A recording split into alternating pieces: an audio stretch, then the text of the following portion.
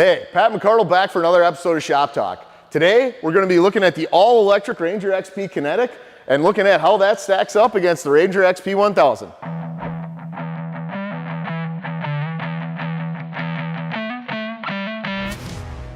All right, let's jump into it and talk about some of the things that are similar or almost exactly the same, if not identical, on these two rigs.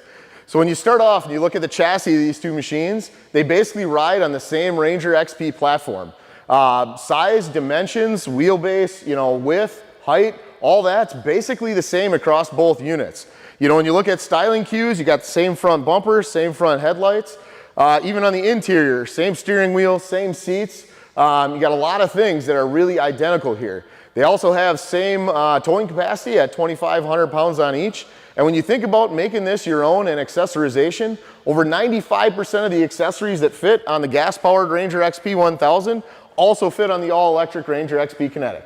All right, now we're going to jump into where some of the big differences are between the Ranger XP 1000 and the Ranger XP Kinetic.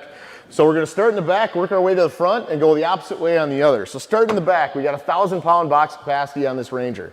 When you look underneath, the most obvious difference, we got a gas engine, we got an intake for that, we got CVT rubber belt style clutches. So kind of what you're used to seeing in the back end of a Ranger here. Now we're going to move on to the center of this thing. If you looked underneath the driver's seat, you'd actually see the gas tank mounted under there. When we look on the inside of this for a shift pattern, we've got a standard Ranger shifter with park, reverse, neutral, low, and high, all the way up on this, this shift handle here. Let's keep going up to the front of this rig. When we talk about styling, we've obviously got a grill that's catered to a gas engine because when we pop it out, you can see the radiator for the liquid cooling here on the front of this Ranger. All right, now let's jump into the things that are different on the Ranger XP Kinetic. Starting off on the front, you can see this awesome new grille, right? Really accentuates the branding in the front. And we don't have to have all the holes because there's no radiator behind it because this thing doesn't have a liquid-cooled gas engine. It's electric. When you look at this accent light in the front, this one's actually really cool. A lot of people don't realize that these segments actually will light up individually and serve as a charge indicator when you're plugged in. So when you're walking across the shop, at a quick glance, you can see, am I almost empty or am I almost full and ready to go? The other thing you'll notice here on the side of the hood, there's actually a decal that's telling you how big your battery packs are. So this is the 29.8 kilowatt hour version. This will go about 80 miles on a full charge. We've also got a version with one battery instead of two, and that's a 45 mile range. So looking at this thing, we've got a different gauge package than what you see on a standard gasser. So you see things like a battery indicator here along with a battery level. The drive modes between the eco mode, the standard, and the sports. So you've got different throttle modes. And then where you look at where a normal tack would be, you actually can see power delivery. So whether you're consuming power up here or if you're off and you're regenerating power, that needle would actually drop down this way. And then on the center stack here for the ride command side, we actually get a few differences here on what this vehicle can display. Where you're looking at things like a charge indicator.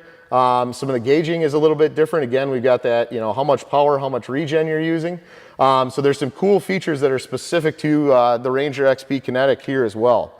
The other thing that's very different on this Ranger XP Kinetic is the shift pattern. So instead of going park, reverse, neutral, low, and high, this one skips reverse. It just goes park, neutral, low, and high. And then you've got a thumb toggle here for forward and reverse. So it makes it really easy for things like plowing or tight spaces where you're trying to go back and forth without having to shift that handle. You just flip the switch, get off and on the throttle pedal, and away you go. So from a low-speed drivability perspective, this Ranger XP Kinetic is phenomenal. I can't stress that enough. It's also got cool features like regenerative braking. So when you get off the throttle, it's going to help slow you down a little bit before you get your foot over to the brake pedal. All right, now let's jump out and head to the back of this thing. So first thing, starting off, box capacity. We've actually increased that to 1,250 pounds on the Kinetic version versus the 1,000 on the gasser. Now, let's flip this up and show you guys what we got hiding underneath. Boom! Oh wait, you can't see anything. We got covers in the way. Let's get a different Ranger in here so we can actually strip this down and show you where all the goodness is in the back of this XP Kinetic. Woo! All right, let's wander around here quick. Let me show you guys where the actual motor, drive belt, and transmission are on this Ranger electric. So here is the motor right here. It's this thing that looks like a whole bunch of big dinner plates, maybe. I don't know, big cooling fins in the back on the motor here. When we look down, what couples the motor to the transmission is actually this cog drive belt. So unlike the gas model that has a CVT where the belt is actually connecting those two devices and changing the ratio all the time, this is a fixed ratio between the motor and the transmission, the actual gear set that has the high and low in it. And on this one, the motor is actually just changing speeds to be able to change the speed of the vehicle. So the transmission in the back here still has high and low range. It's basically the same gearbox that you'd see on a gas-powered Ranger, but the huge differences here are on the electric motor instead of the gasser.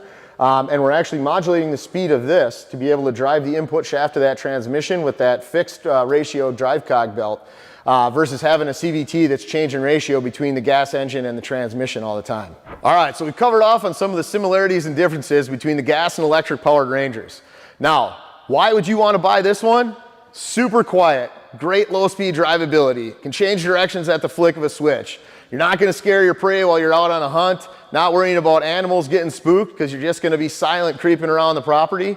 Got plenty of range to make it around for a day, lower carbon footprint. Overall, this is one of the best Rangers that we have ever built. Frankly, these things are super fun to drive. They're really smooth.